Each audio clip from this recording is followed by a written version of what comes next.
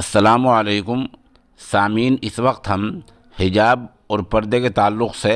عربی زبان کے ممتاز عالم دین حضرت مولانا انصار عالم دیناج پوری دامت برکاتہم کا ایک اہم بیان پیش کر رہے ہیں۔ آپ ماشاءاللہ جامعہ اسلامیہ جلالیہ ہوجائی آسام کے سابق استاد ہیں اور فی الحال جامعہ اسلامیہ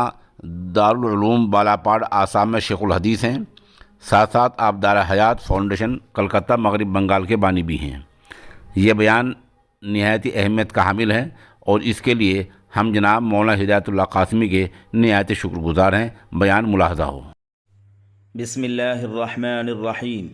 نحمده ونصلی علی رسوله الکریم اما بعد فاعوذ باللہ من الشیطان الرجیم بسم اللہ الرحمن الرحیم وما ارسلناک الا کافة للناس وقال تعالی وما ارسلناک الا رحمة للعالمین۔ محترم بھائیوں، بہنوں، بزرگوں اور دوستوں، آج کل ہمارے کچھ غیر مسلم برادران وطن اور دوستوں کی طرف سے یہ بات پھیلائی جا رہی ہے کہ جو اصلی مسلمان ہیں، یعنی عرب سرزمین یا عرب بھومی کے عرب مسلمان یا اس کے حکمران جو نبی محمد صلی اللہ علیہ وسلم کے خاندان یا نسل کے لوگ ہیں، انہیں تو اسلام سے اور اسلامی پہچان سے جیسے پردہ وغیرہ سے کوئی دلچسپی نہیں ہے، مگر ہمارے ملک ہندوستان کے مسلمان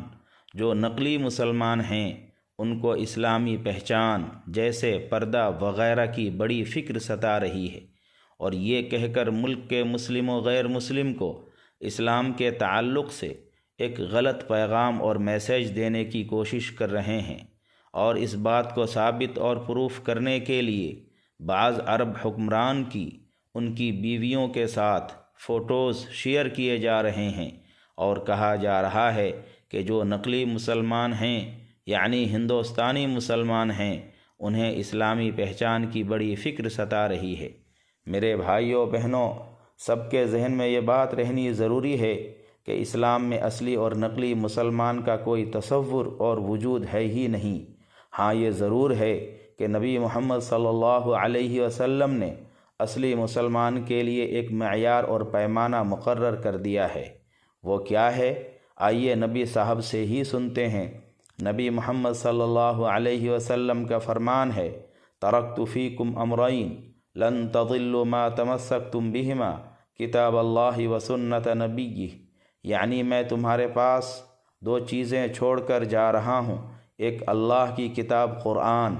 دوسری اس کے یعنی اللہ کے نبی کی طرز زندگی۔ لہٰذا جس مسلمان کی بھی طرز زندگی ان دونوں چیزوں سے میل کھائے گی، وہی اصلی اور حقیقی مسلمان کہلائے گا، اور وہی نبی کا صحیح وارث اور جانشین بھی ہوگا، چاہے وہ کہیں کا بھی ہو، کسی بھی قوم اور زبان کا ہو۔ اسی بنیاد پر نبی محمد صلی اللہ علیہ وسلم کی بیٹی فاطمہ رضی اللہ تعالی عنہا اور ان کے سگے چچا عباس رضی اللہ تعالی عنہ، ان کے داماد علی رضی اللہ تعالی عنہ کو بھی ان کا جانشین اور وارث نہیں مانا گیا۔ چنانچہ نبی محمد صلی اللہ علیہ وسلم کا یہ فرمان ہے، عن عائشہ ان فاطمہ رضی اللہ تعالی عنہا والعباس رضی اللہ تعالی عنہ اتیا ابا بکر یلتمسان میراثہما ارضہ من فدک وسہمہ من خیبر فقال ابو بکر سمعت النبی صلی اللہ علیہ وسلم یقول لا نورث ما ترکنا صدقہ۔ نبی صاحب کی بیوی عائشہ رضی اللہ تعالی عنہا کہتی ہیں کہ نبی صاحب کے مرنے کے بعد ان کی بیٹی فاطمہ رضی اللہ تعالی عنہا اور ان کے چچا عباس رضی اللہ تعالی عنہ نبی صاحب کے پہلے خلیفہ ابو بکر رضی اللہ تعالی عنہ کے پاس آئے اور فدق اور خیبر کے علاقے میں نبی محمد صاحب کے حصے کی زمین مانگی، تو خلیفہ ابو بکر نے ان سے کہا، میں نے نبی صاحب کو یہ کہتے ہوئے سنا ہے کہ ہم اپنی جائیداد کا کسی کو وارث نہیں بناتے، ہم جو کچھ چھوڑتے ہیں وہ صدقہ ہوتا ہے، یعنی اسے ضرورت مند لوگوں میں بانٹ دیا جائے گا۔ اسی طرح نبی محمد صلی اللہ علیہ وسلم کا فرمان ہے، ان العلماء ورثۃ الانبیاء وان الانبیاء لم یورثوا دینارا ولا درہما وَإِنَّمَا وَرَّثُوا الْعِلْمَ۔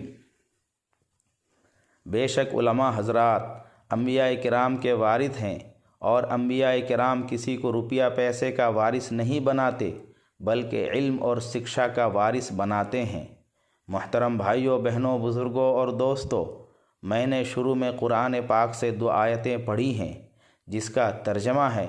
اے نبی محمد صلی اللہ تعالی علیہ وسلم، ہم نے آپ کو تمام لوگوں کے لیے بھیجا ہے، نہ کہ صرف مسلمانوں کے لیے، لہذا سبھی کو چاہیے کہ ان کی تعلیمات کو سب پڑھیں اور انصاف کی نگاہ سے پڑھیں۔ دوسری آیت کا ترجمہ ہے: اے نبی محمد صلی اللہ تعالی علیہ وسلم، ہم نے تو آپ کو سارے جہانوں اور جگتوں کے لیے رحمت بنا کر بھیجا ہے، لہذا آپ کی تعلیمات میں کوئی ایسی چیز ہے ہی نہیں جس سے کسی کو تکلیف پہنچے۔ اللہ تعالیٰ سے دعا ہے کہ وہ اسلام کو انصاف کے ساتھ اس کی اصلی شکل میں سمجھنے اور پیش کرنے کی توفیق عطا فرمائے۔ وآخر دعوانا ان الحمد للہ رب العالمین، والسلام علیکم ورحمۃ اللہ وبرکاتہ۔